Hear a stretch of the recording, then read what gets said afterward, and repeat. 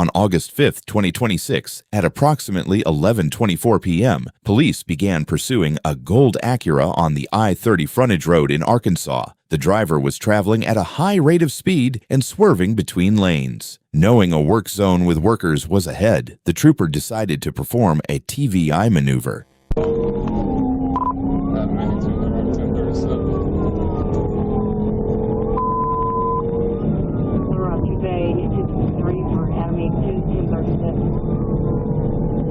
At the end, we'll break down why the police made these decisions and whether they were justified.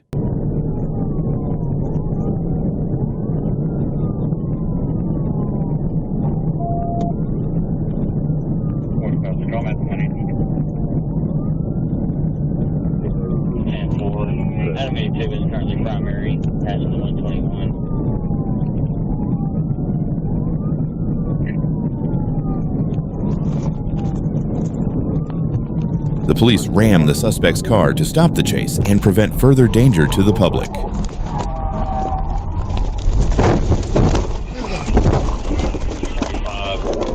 ASP has TBI the vehicle. Brian, just advised on TBI. On Work Service Road at Military on the side.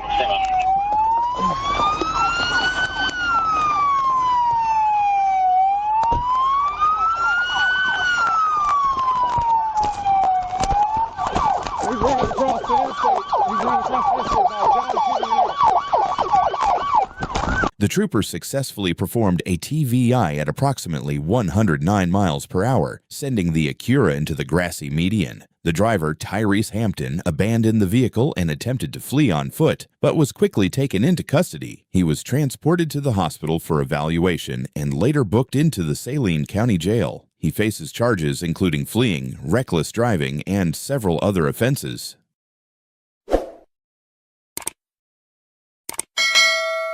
On June 17, 2026, at approximately 7:45 a.m., a trooper stopped a black Mercedes-Benz C300 on Interstate 40 after noticing an invalid Mississippi tag. During the stop, the trooper spotted a pistol in the grass near the vehicle. As he prepared to make a felony traffic stop, the driver suddenly accelerated and fled.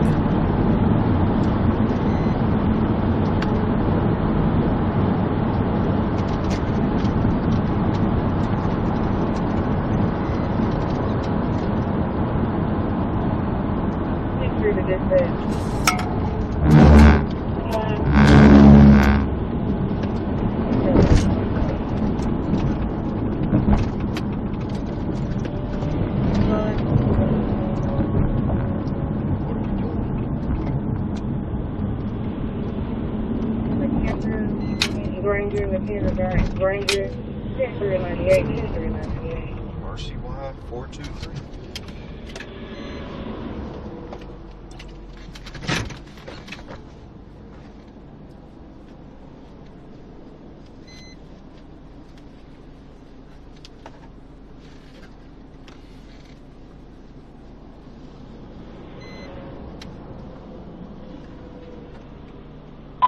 D23. She's RD only one traffic. Shows I have a Victor Micah.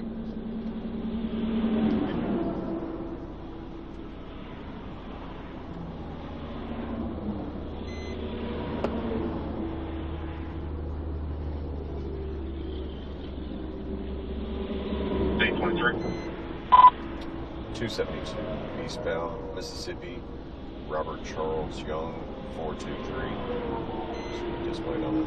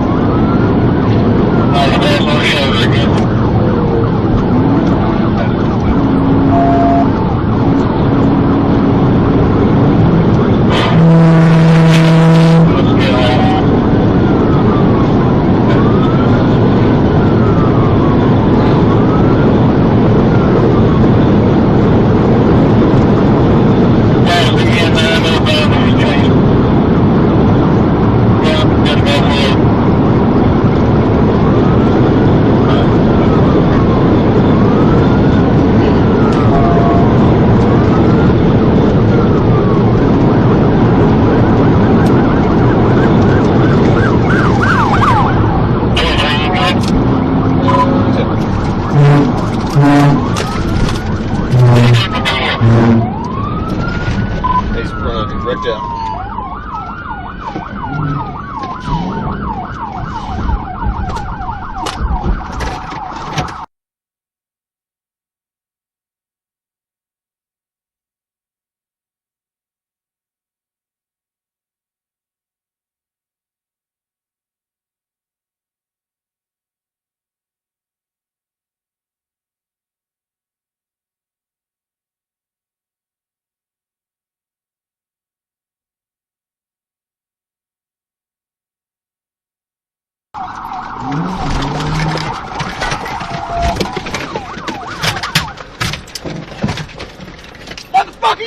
The Mercedes reached speeds of over 100 miles per hour, weaving through traffic and driving onto the shoulder. After exiting the interstate, the driver lost control and ended up traveling the wrong way. He then crashed head-on into a semi, which pushed the Mercedes into a police vehicle. The driver, Ronnie Hudson, was taken into custody. A Ruger pistol was recovered, and the crash caused an estimated $20,000 in damage.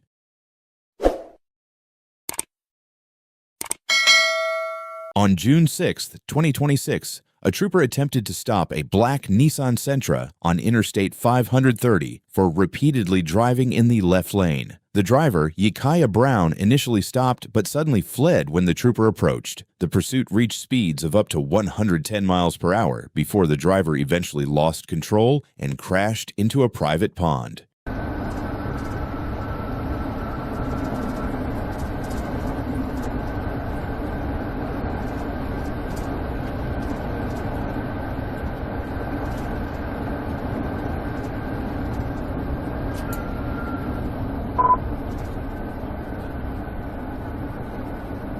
Go ahead.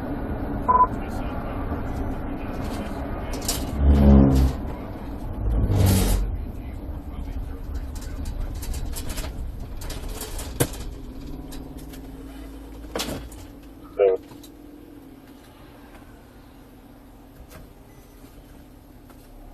P17 number 6742. Go.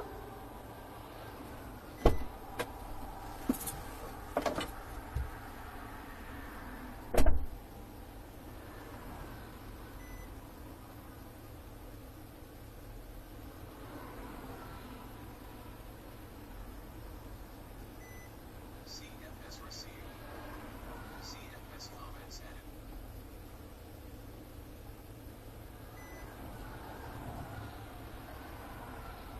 CFS comments added.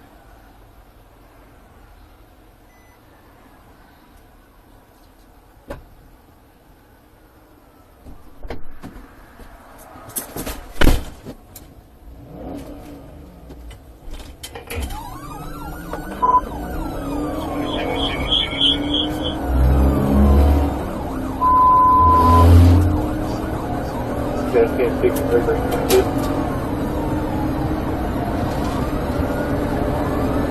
You're grounded over.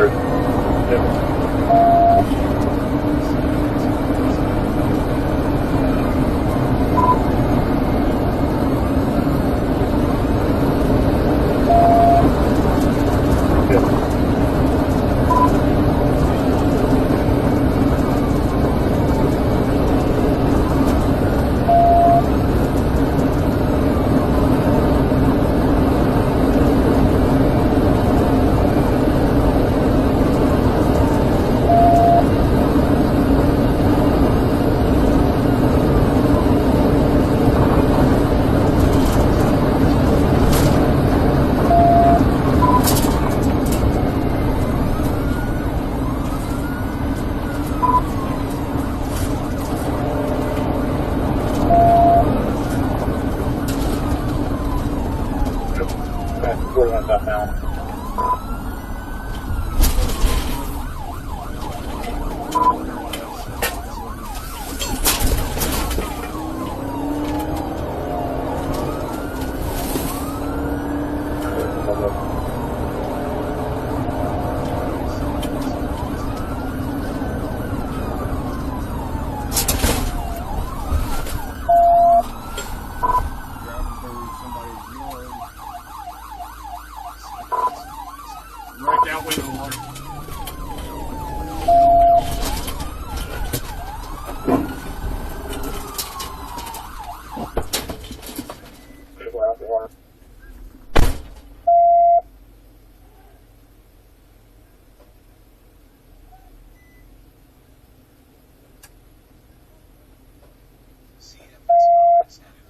one black male, one black female.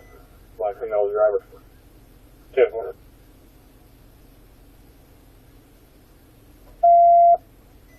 CFS comments added.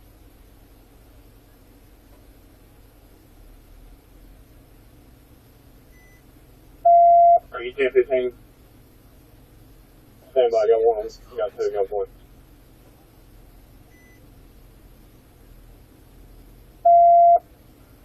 Tom, look, is there anybody close that can back them up?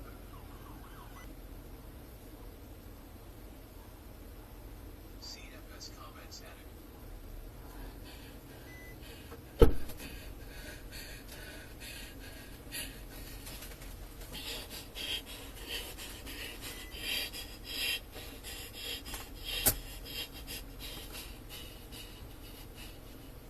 Yeah, you can find both 10-14. No. Both occupants, Yakia Brown and Devontra Sanders, attempted to flee on foot, but were quickly taken into custody. A search of the vehicle uncovered multiple bags of marijuana, promethazine codeine, and several Schedule II prescription drugs. Both suspects were taken to the Jefferson County Detention Center and faced multiple drug and fleeing charges.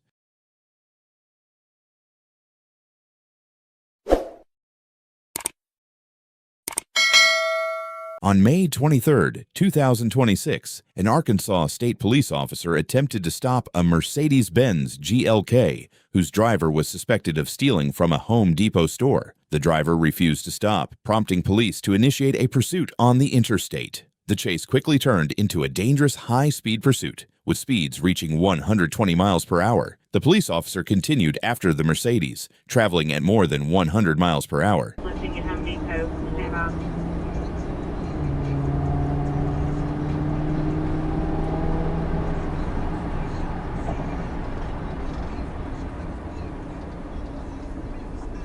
Passing the 123 on the shoulder.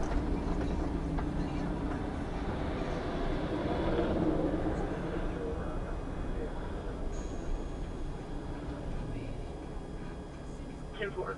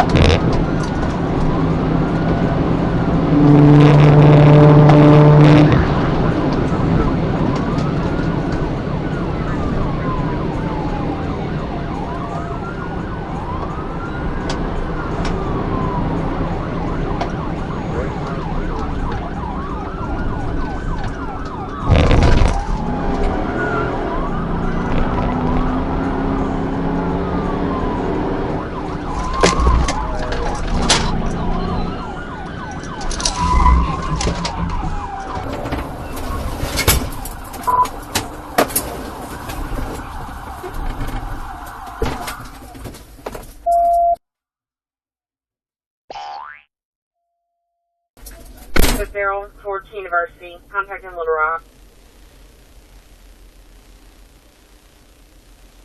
Running towards University at the light, I'm going down the train tracks, black male, black shirt, black pants.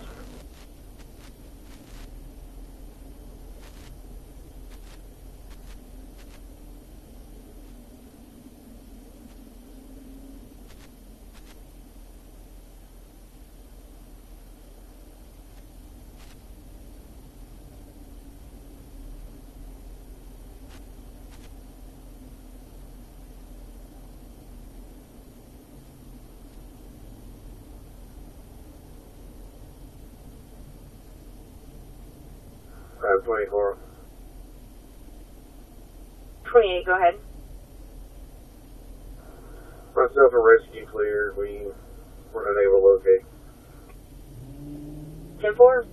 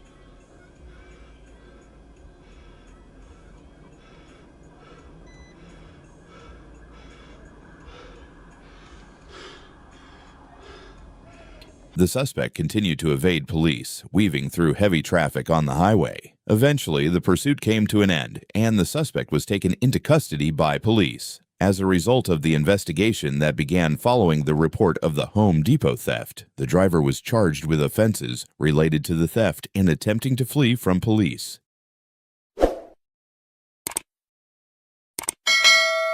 On November 20th, 2025, an officer spotted a maroon Ford Escape traveling 71 miles per hour in a 55 mile per hour zone on State Highway 289. The officer activated his lights and siren, but the driver refused to pull over and continued driving.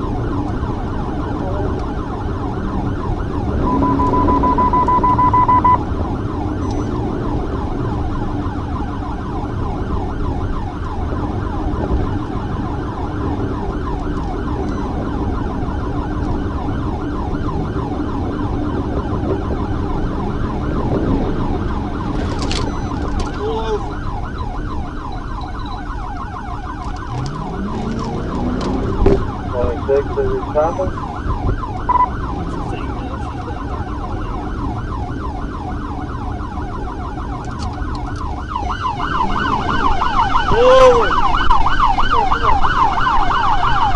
Pull over!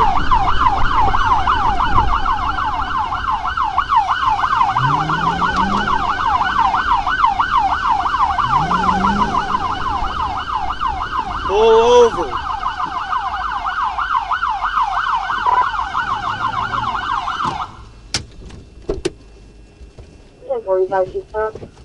Hey!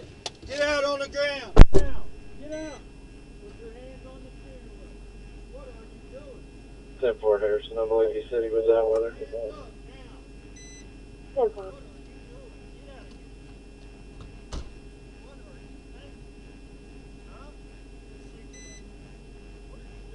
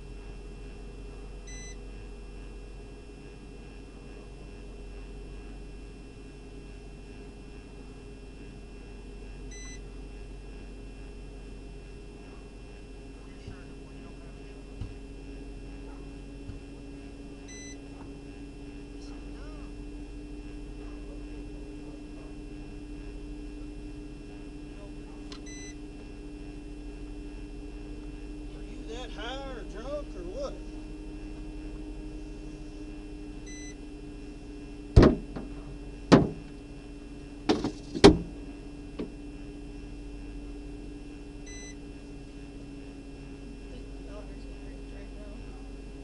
Hey, well, I can give you some help. Where's that at?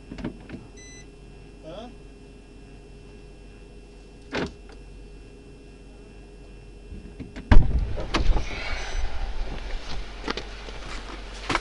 Put your butt in there and sit there.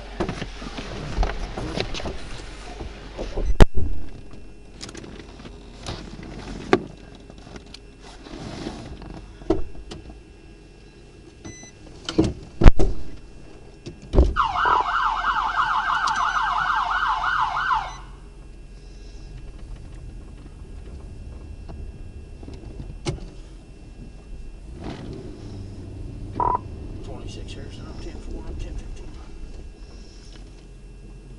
10-4, 11 Red Wing Drive.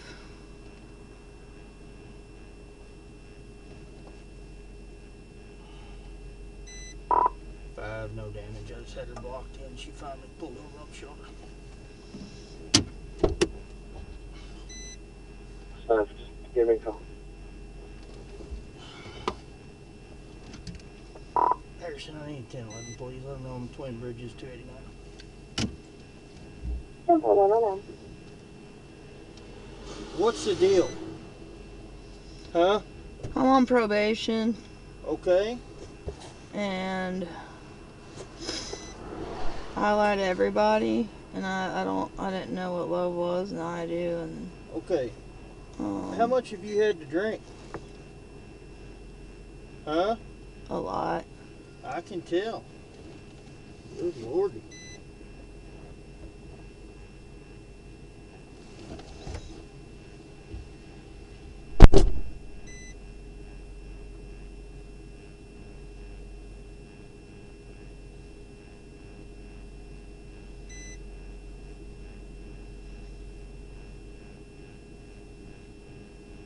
Harrison, 10-4. 10-4, 365. Boy out of North, 35 George, 14 here, 5 with 10-4, 110. 5 and 26.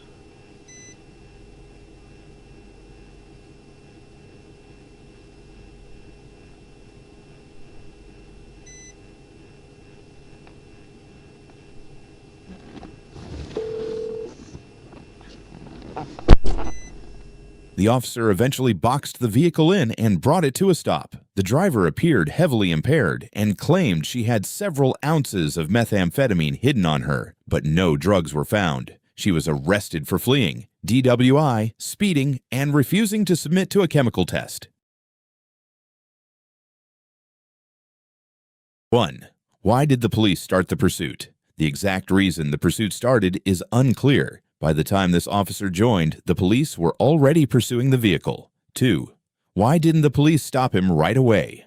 The driver was going very fast and was swerving between lanes. Police continued the pursuit because there was a work zone with workers ahead, and they needed to stop him before he reached it. 3. Why did the pursuit last as long as it did? The pursuit continued until there was an opportunity to stop the vehicle. When the officer saw the work zone ahead, he decided to act and used a TVI. 4. What risks were there to other people? The risk was very high. The vehicle was traveling around 109 miles per hour, 175 kilometers per hour. The driver was changing lanes dangerously, and workers were present ahead. The driver also ran across the interstate after the crash. 5. Why did the police choose this method to stop him? The officer used a TVI to quickly stop the vehicle before it reached the work zone. He hit the rear of the vehicle, causing it to spin into the grassy median. 6. Could the police have done something differently? Yes. They could have continued monitoring the vehicle and tried to stop it in a different location or used another interception method. However, continuing the pursuit at that speed also created serious risks. 7. What happened to the driver? The driver was arrested after trying to escape on foot. He was taken to the hospital and then to jail. He was charged with fleeing, reckless driving, driving without a license, no proof of insurance, failure to register, criminal mischief, and other violations. Did the police make the right decision? Debatable. Stopping the driver was necessary because of the extreme speed and danger to others, but using a TVI at around 109 miles per hour was extremely risky. 1. Why did the police start the pursuit? The trooper stopped the Mercedes because the license plate did not return in the system and the driver could not provide registration or proof of insurance. The trooper then found a handgun on the shoulder, and when he started a felony stop, the driver fled. 2. Why didn't the police stop him right away? The driver suddenly accelerated and fled before officers could stop him. Police continued because he was driving extremely dangerously and posed a serious threat to others. 3. Why did the pursuit last as long as it did? The driver was traveling over 100 miles per hour, weaving through traffic and using the shoulder. He eventually exited at about 110 miles per hour, lost control, and ended up going the wrong way on the interstate. 4. What risks were there to other people? The risks were extremely high. He passed a pedestrian by about 13 feet, drove over 100 miles per hour, nearly hit an SUV, and then drove the wrong way into oncoming traffic. 5. Why did the police choose this method to stop him? The officers initially attempted a felony traffic stop after finding the firearm. The driver fled before they could take him into custody. 6. Could the police have done something differently? Possibly. Police could have avoided a high-speed pursuit if conditions allowed, but the driver was already fleeing at extreme speeds and creating an immediate danger to others. 7. What happened to the driver? Ronnie Hudson was arrested. He was charged with felony fleeing, reckless driving, aggravated assault, criminal mischief, possessing a firearm as a prohibited person, fictitious tags, no insurance, unauthorized use of property, tampering with evidence, and littering.